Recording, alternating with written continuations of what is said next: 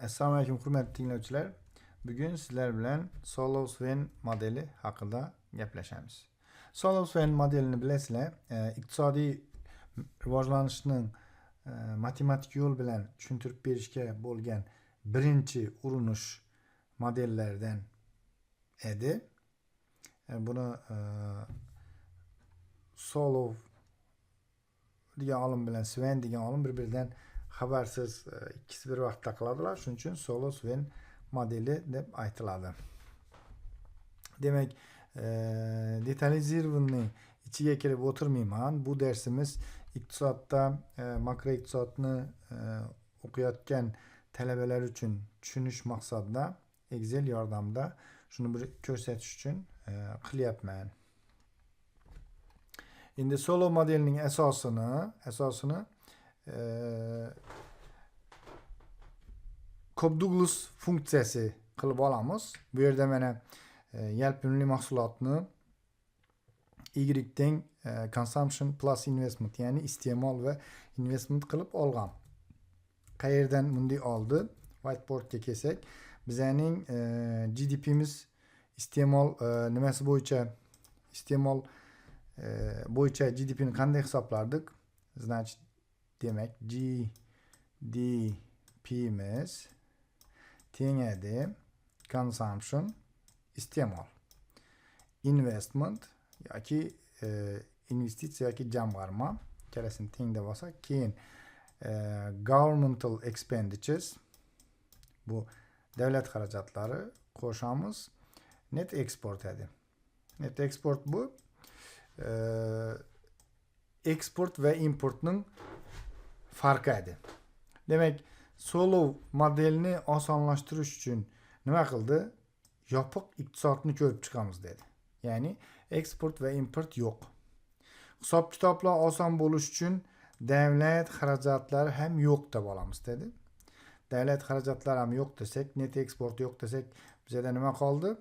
Bizda demak iste'mol va jamg'arma ikkisi qoldi. Demak, bizning ishlab chiqarish funksiyamiz iste'mol va jamg'armaning yig'indisiga teng ekan. Endi bu yerda kichkina s bilan bu investmentni bu formula orqali topyapti. Kichkina s bilan iste'mol darajasini belgilaydi. 1 minus s tabiiyki iste'molni beradi. Bu jamg'arma normasi, bu iste'mol normasi. Ya'ni nima degani u? Demak, agar s'imiz teng bo'lsa 0,3 ga, nima degani bu? Yoki bo'lmasam buni o'zini ham 30% deyishimiz mumkin. Ya'ni iste'molchilar nimaga moyil? Iste'molchilar asosan yoki iste'mol qiladi, daromadining bir qismini jamg'arma sifatida saqlaydi.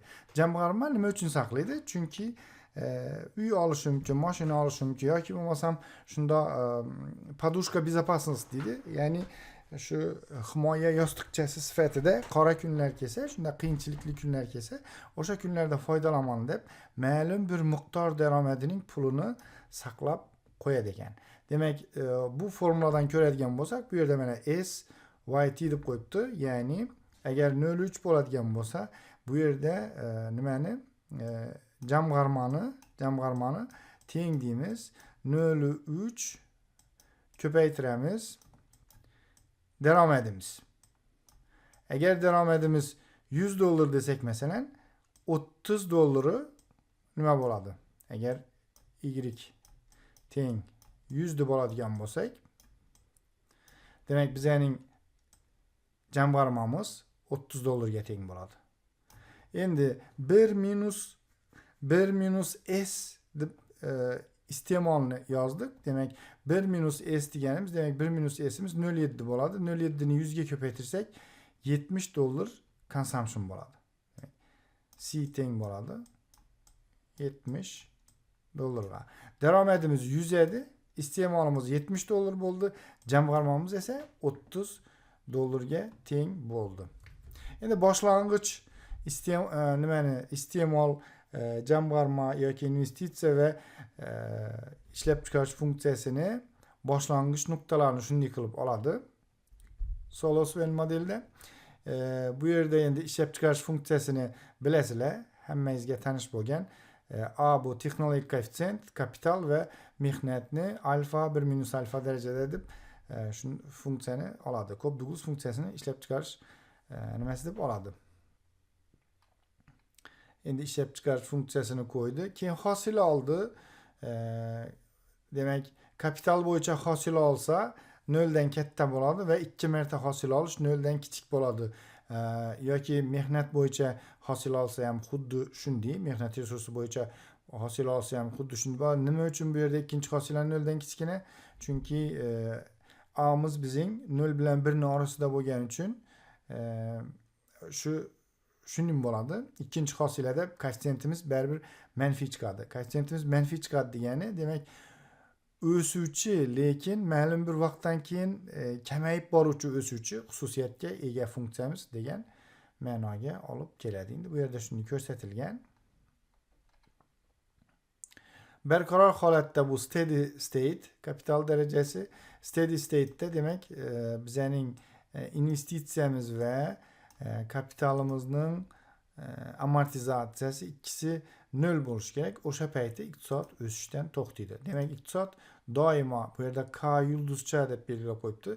K yulduzcha bu steady state payti, ya'ni barqaror holat payti K yulduzcha deb belgilanadi. Demak, iqtisod shunga intiladi. Agar K yulduzchadan o'tib ketsa, demak, orqaga qaytadi, yetmasa o'shanga intiladi. Ya'ni shu teng bo'ladigan holatga intiladi deb ko'rsatib bergan.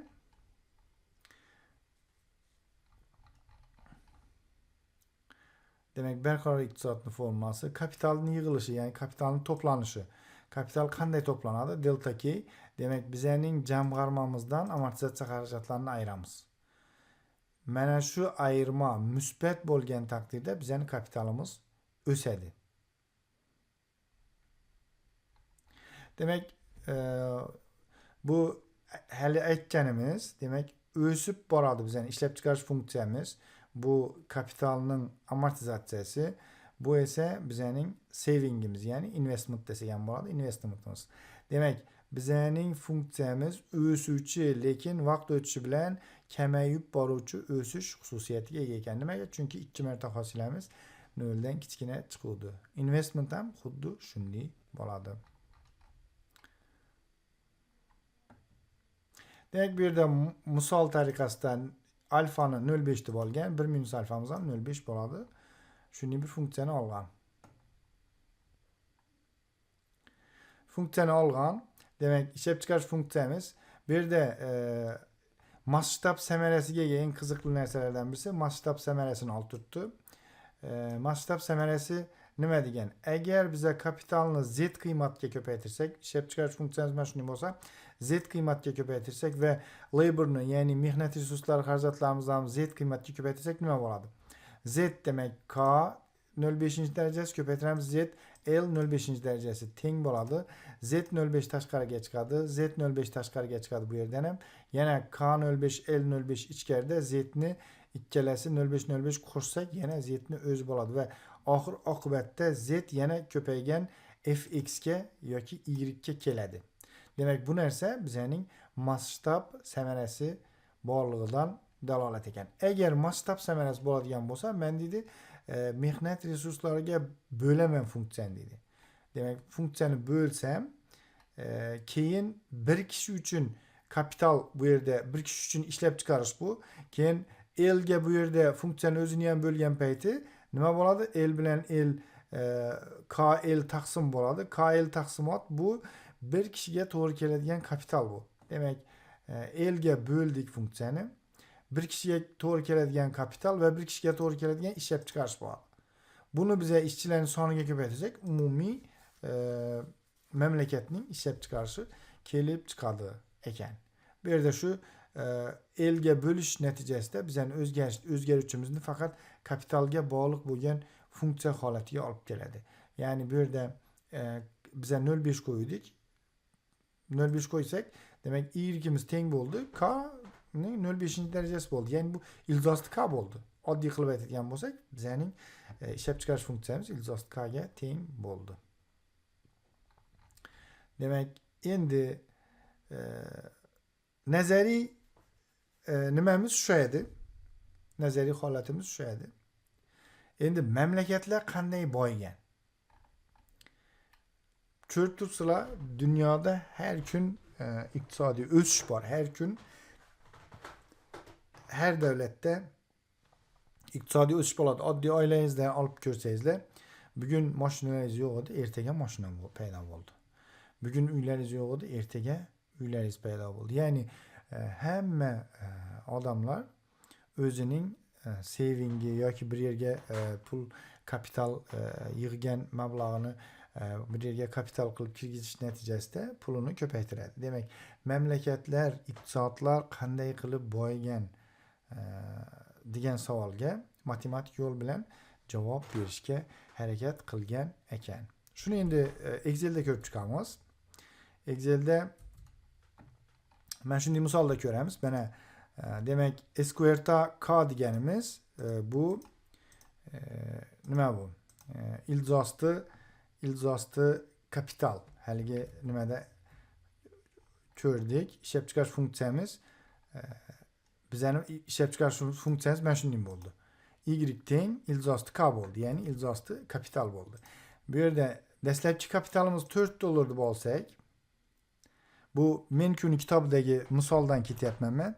Dastlabki kapitalimiz $4 deb olsak, saving rate, ya'ni jamg'arma darajamiz 30% desak, iste'mol darajamiz 70% desak va kapitalning eskirishi, ya'ni amortizatsiya 10% desak, iqtisodiy o'sishimiz qanday yuz beradi? Ishlab chiqarish funksiyamiz ilzosti kapital.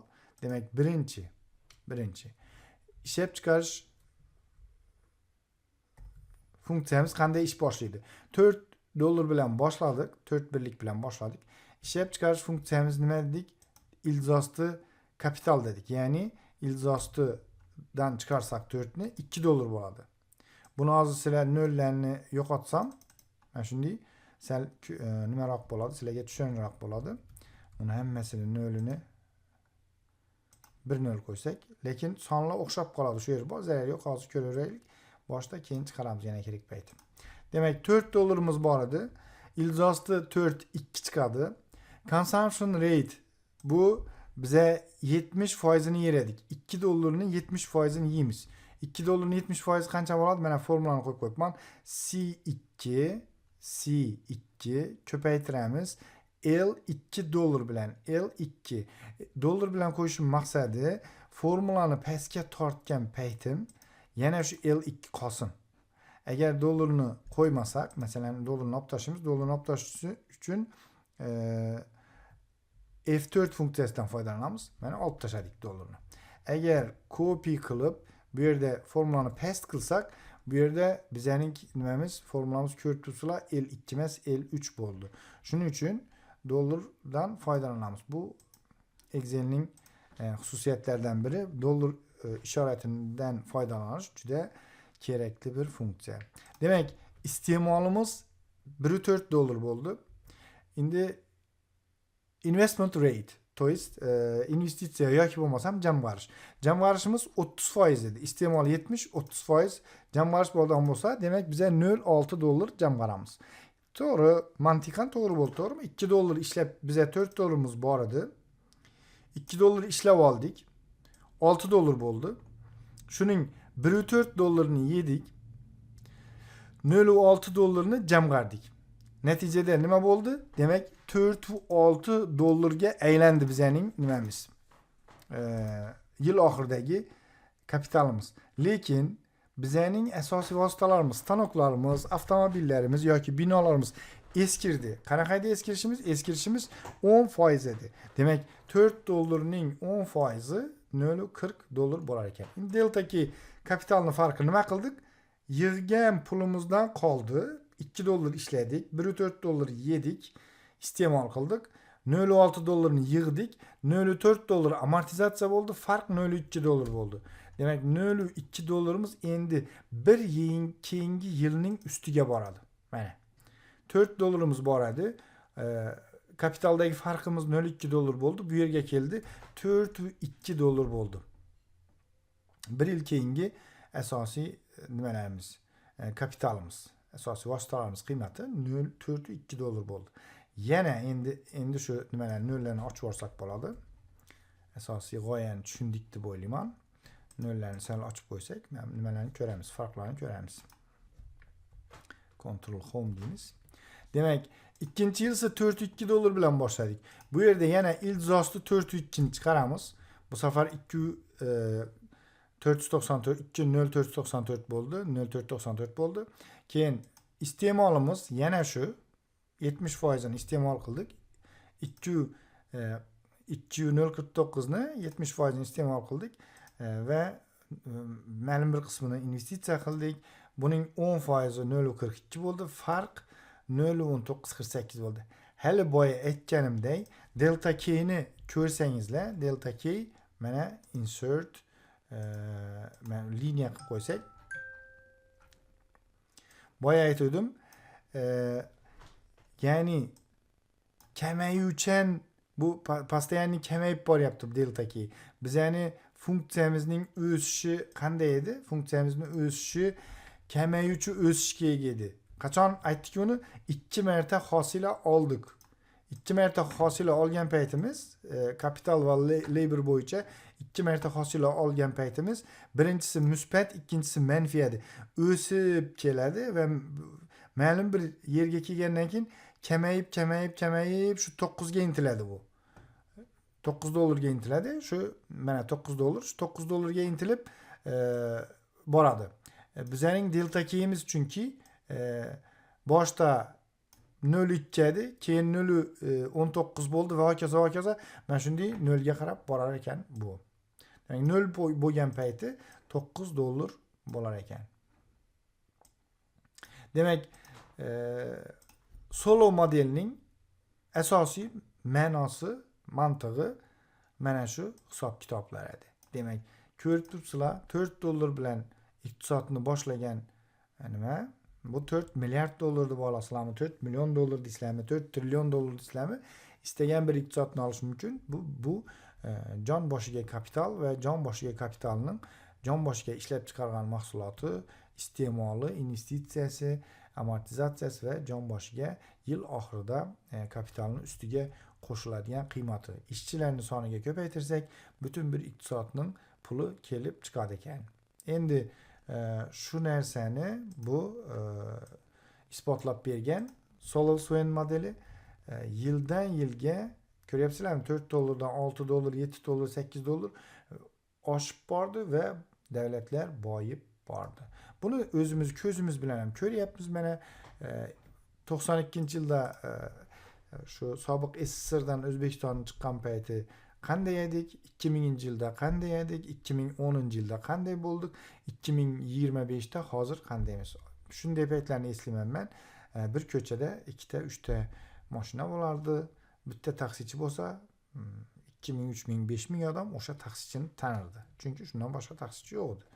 Bir elatda, masalan 2-3 ko'chalik bir elatda yoki nimada 2 ta, 3 ta taksichi bo'lardi va hamma tanirdi ularni.